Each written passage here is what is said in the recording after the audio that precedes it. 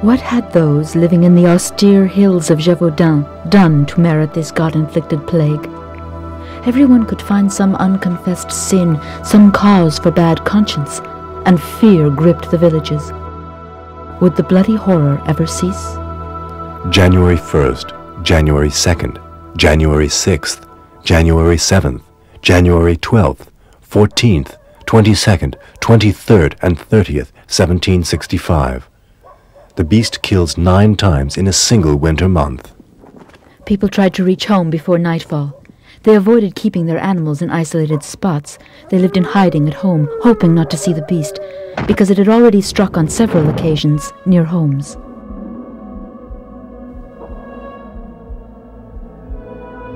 When the rain came down from the mountains, the anxiety seemed to seep into their very bones.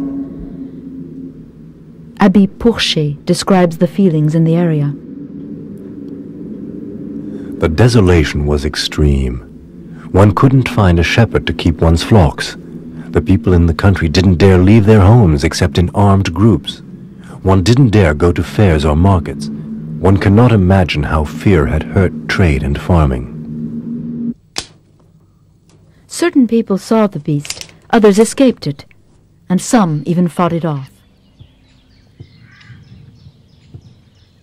It was said that the beast was the size of a year-old calf, that it had the head of a hare, reddish fur, and a black stripe down its back.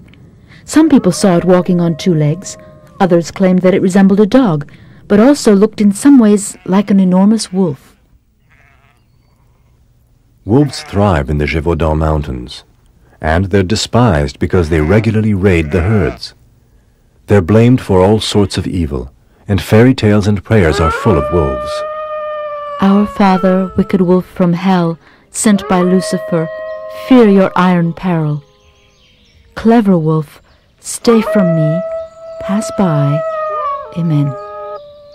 The children of Gévaudan don't like wolves, but despite the irrational fear the animal inspires in them, they usually manage to chase wolves away from their flocks with stones. The beast continues its carnage. The flocks are frightened of it, but the beast doesn't attack sheep. The father of little Claude Bicarré d'Auvers foolishly sent his 9-year-old to the pasture to fetch the oxen. When night fell, the boy still hadn't returned. His remains were only found 3 days later after a thorough search. The beast had eaten him. It was then said that before eating him, the beast removed the boy's coat and shirt without tearing them. Such disturbing details increase with the number of crimes. More than 10 times, the beast killed its victim in a way that shocked the imagination. It cut off their heads. On April 7th, 1765, the Easter bells of La Cloze tolled and smothered the horrified screams of 17-year-old Gabrielle Pellissier's sister. The beast leaped onto the girl's neck, cut her head off, and it thudded to the ground before her lifeless body could fall.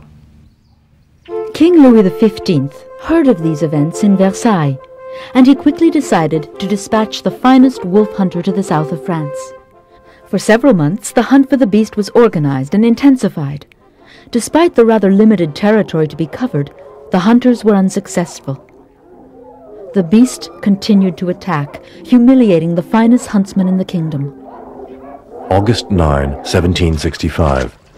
Having tracked the beast all day with dogs and wagons, Antoine de Beauterne and the Count of Tournon came back empty-handed to the Château de Bessé. Suddenly there was shouting and screaming.